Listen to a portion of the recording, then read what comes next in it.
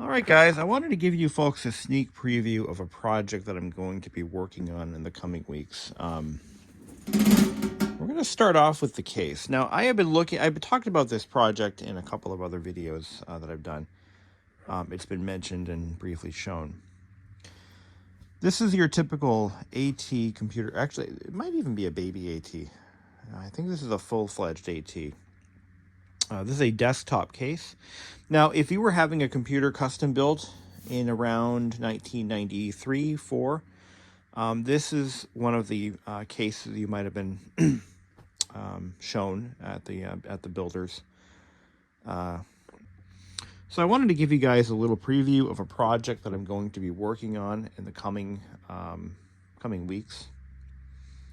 We're going to be building a 486 PC circa 1993-94.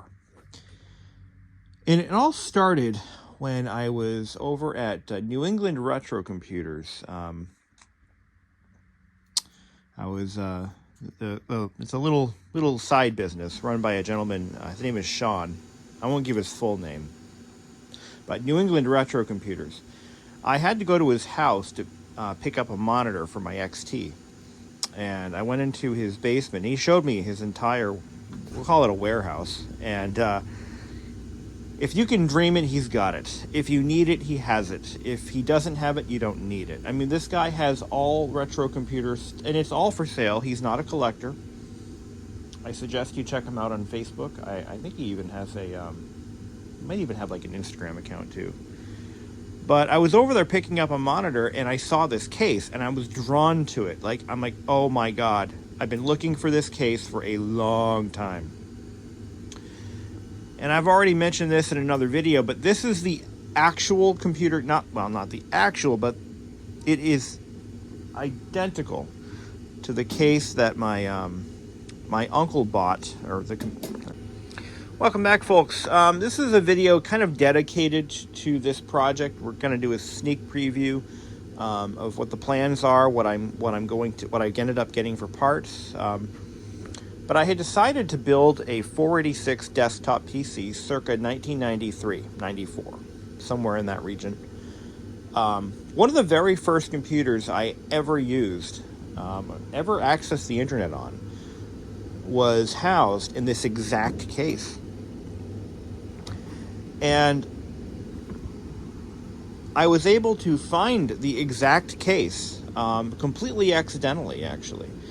I was checking out some stuff that New England Retro Computers had at his house. That's his trade name. His name is Sean, and he's on a lot of the Facebook groups, vintage computer collecting and parts for sale, systems for sale, that kind of stuff. Sean from New England Retro Computing is not a collector, so everything he has is for sale. And imagine this entire basement filled to the rafters with racks upon racks of equipment, parts, monitors, boxes of manuals, software. He has it. He's been collecting this stuff from his various sources and reselling it for profit. And there is nothing wrong with that, because he's keeping it out of landfills. If it wasn't for him, I would have never found this. So I suggest you check him out. He's on Facebook, and he's in most of the regional, Northeast regional computer groups. The vintage computer swap, trade, buy, sell stuff. Great guy. I've dealt with him several times so far. He's the real deal. He'll take care of you.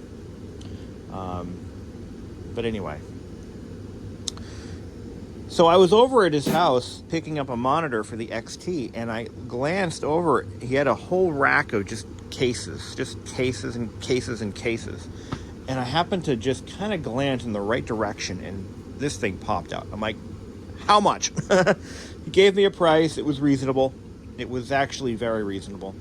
And the only thing he wouldn't sell me, well, he would sell it to me, but he wanted real money for the 5 1/4 inch 1.2 meg floppy that was in here. I didn't want that. I already have a 360 that I'm going to use, so. Anyway, so yeah, it came with a 386 logic board And I know this might seem like I'm redoing another video, but I'm actually kind of building upon it. This 386 motherboard, actually, I had someone reach out to me who wants this board, so I'm going to reach out and, yeah, it's yours. I'll even throw in the 30-pin Sims that came out of it. But it had a battery bomb 386 board in it. This computer was actually built by Computer Connection out of, I want to say, Pawtucket, Rhode Island. So it's definitely Warwick, Rhode Island, same thing. And it started out life as a 386SX built in 1991.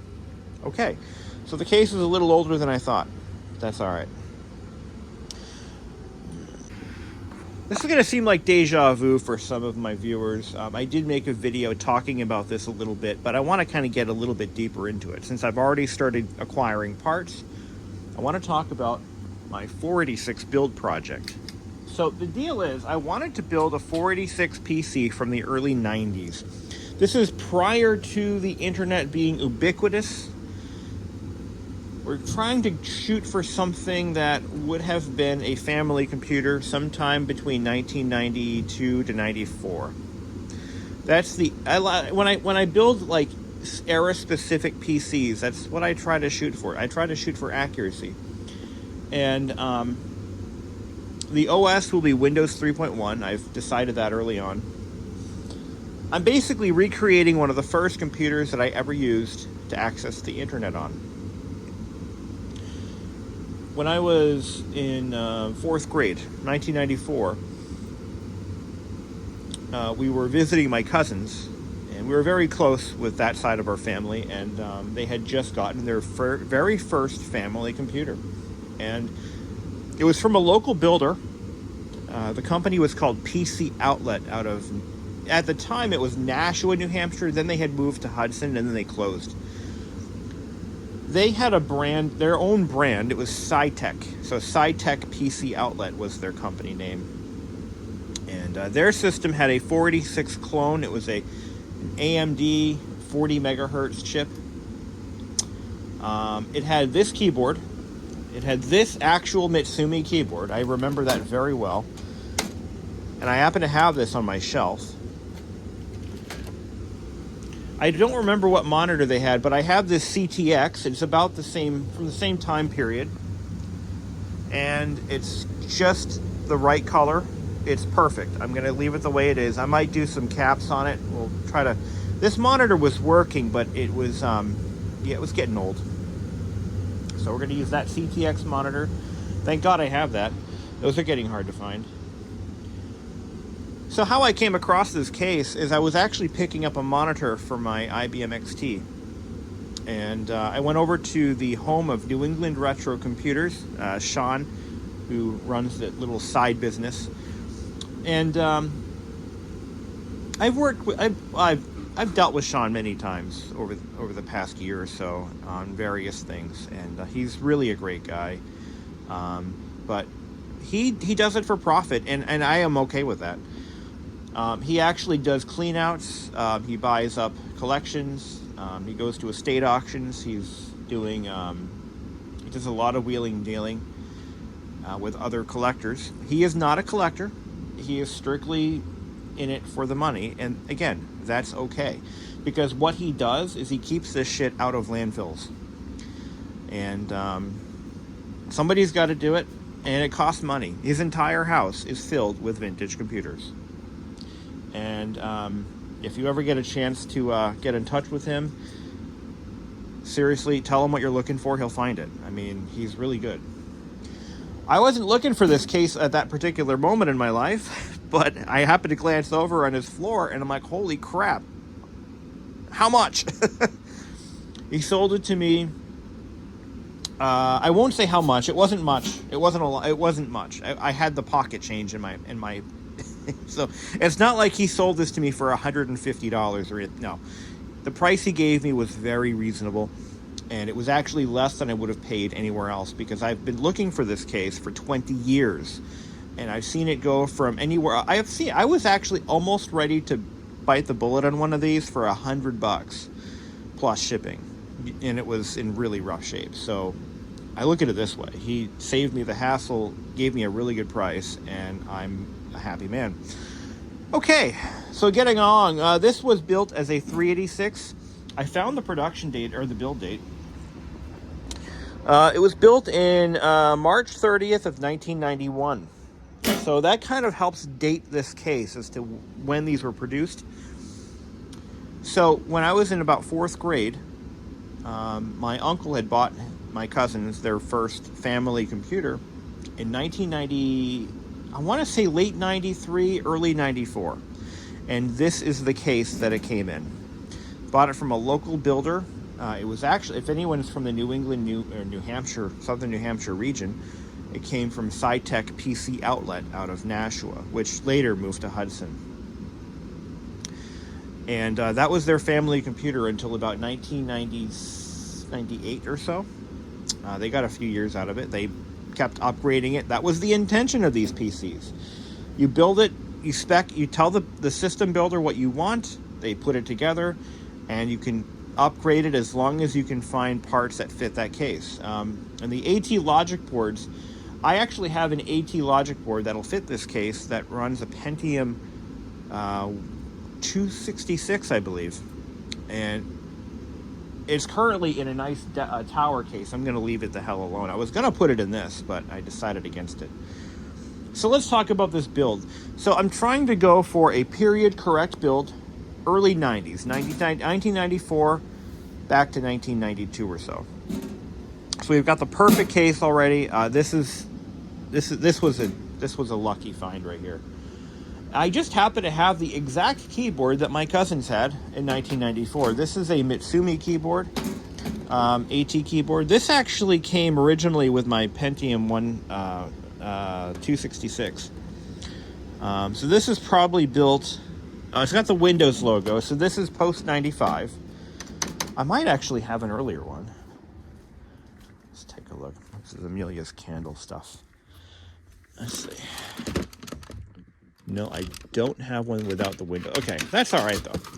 That's okay. It's got the Windows logos, but you know what? I'm not going to nitpick. It's the perfect keyboard for the job. But they had a Mitsumi keyboard, just like this one. Earlier version of it, though. I don't really like this keyboard because it has the truncated backspace key and a full-size enter key. I prefer we'll call it the IBM Model M layout, which has a longer backspace, but we're nitpicking here. We're not going to be writing novels on this thing. I reached out back, the day I brought this home, I reached out to Sean again, and I said, listen, I've decided I'm going to build this as a 486. What have you got for boards and such? So right now there's nothing in here to show you, but we will take the case off, cover off here.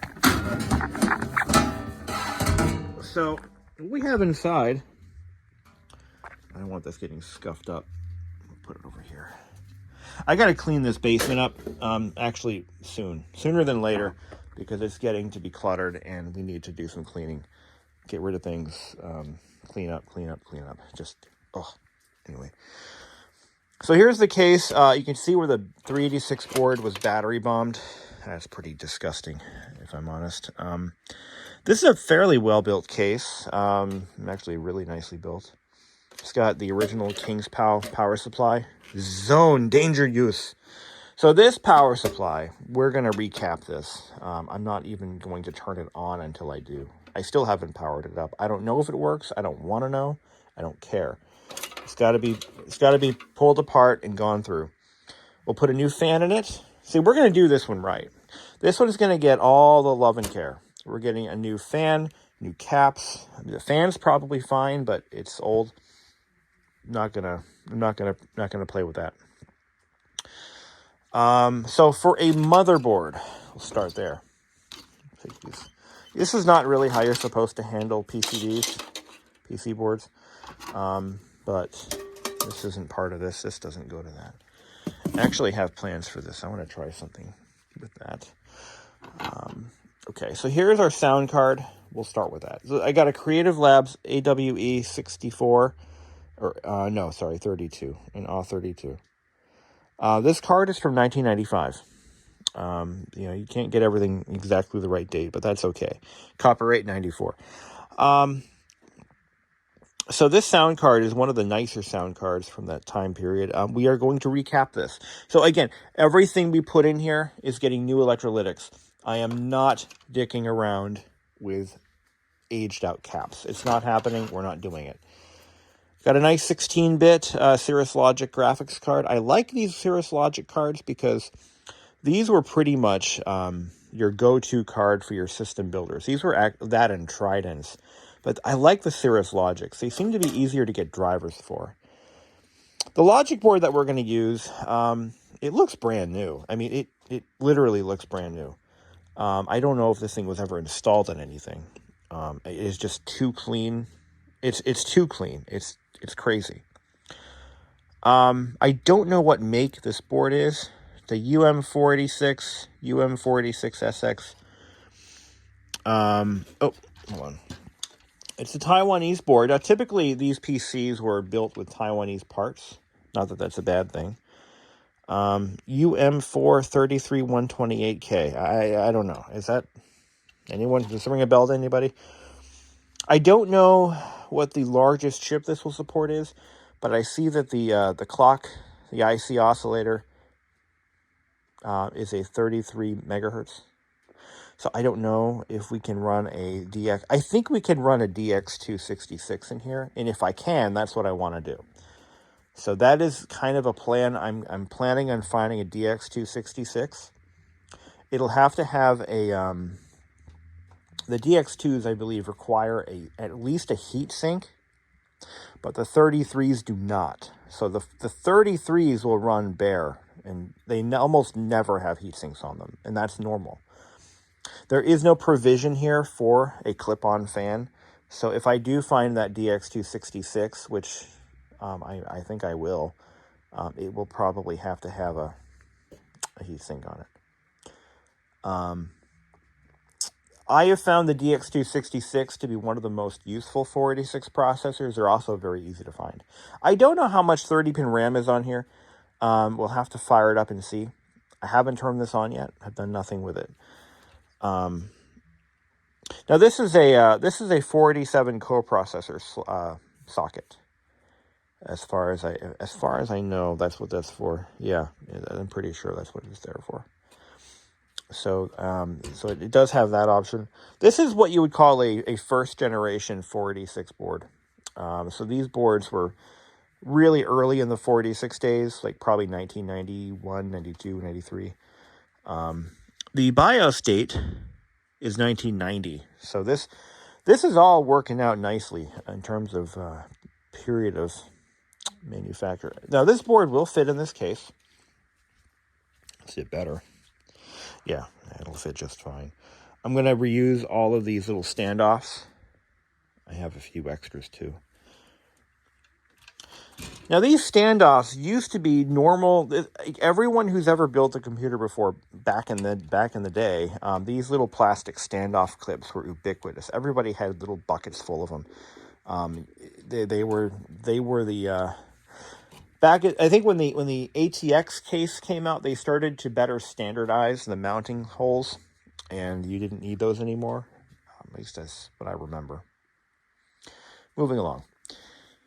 So I have this. I needed an interface card. So, see, these earlier motherboards did not have built-in drive controllers. It just wasn't a thing back in those days. So you didn't have an IDE, two IDE ports, and a floppy drive port. This is before that time. That started to really become more commonplace in the Pentium era. But back in the 386, 486 era, you had a controller card for everything. You had to pick out a card for every single thing the system needed for for parts. So we've got this. This is a combination parallel, serial, and IDE controller. I wanted one with two IDE chains on it, but this is all I could find. Well, this is what Sean had. This cable's not long enough. I'm going to need to get a bigger or longer cable. So I'm going to start shopping for So what we're going to do here's the plan. We're going to have a 360K floppy. We're going to have a CD-ROM drive. I've got one of those already. We're going to have one hard drive. So this case is only designed to hold one hard drive in the 3.5-inch bay. The 3.5-inch floppy drive that it came with is going to hopefully work and stay, so we'll be good there. But that's what we got so far. That's a good start. That's a really good start. We already have the monitor. That's the CTX monitor that I actually got with my Tandy 486 originally. And when I sold the Tandy, ironically sold the Tandy to Sean, New England Retro Computers. He had it. I don't know if he sold it yet, but he got that 486, and I don't think I gave him a monitor with it. I think I sold it to him as a bare system. So I kept the monitor, and that's the one. So those are getting really difficult to find, those older VGA monitors. I think this monitor hails from 1995. There's a date on the back. January 95. Nope, 96. 96. So, okay, we are playing a little fast and loose with the production dates of some of these parts, but that's okay. But like I said, this power supply is going to be recapped. I am not playing around with old caps in a machine like this. And I believe Kingspow was actually the case manufacturer. I'm fairly certain that that's the company that built this case. So, oh, got one more thing. So the 1-inch case badges, thank God it's a Model F. You can't break that even if you try. The 1-inch case badges originated on the IBM PC. This could fit right here. Yep, almost a perfect fit.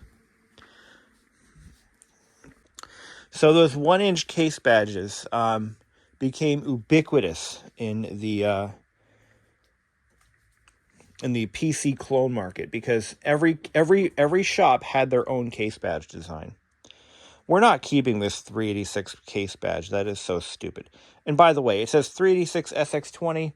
It's a 386 DX40. So it was inaccurate from the day it was built. We're gonna take this off. This is a nice one though. It's a here. Let me grab a tool for that. So when am I going to start working on it? Well, that's coming up soon. I have to work through a backlog of vintage radios that were sent to me for repair. And once those are done, I've got 1, 2, 3, 4 units. The fourth one, there it is. The fourth one, I won't talk about that right now. But I've got 4 radios that are in production, if you will. And once those are done, I should be able to have some time for my own shit. But we're going to take this case badge off carefully. Oh, it's a difficult one, huh?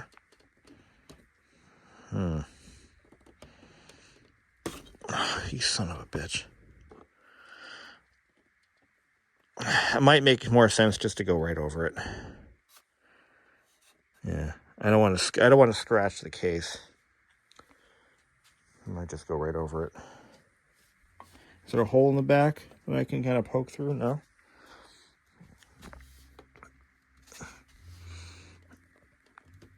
It's not a sticker. This is a oh, it's coming. Yeah, this isn't a sticker. It's it's like a poly overlay, polycarbonate, some kind of hard plastic. But this will no longer be a 386, and I'm not going to leave that legacy on it. We're not going to spoil its reputation. Lineman pliers to the rescue.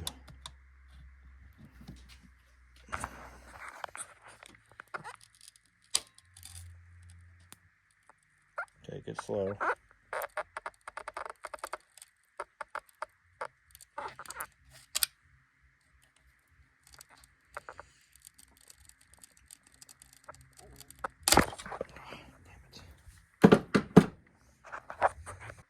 All right, we got the case debadged.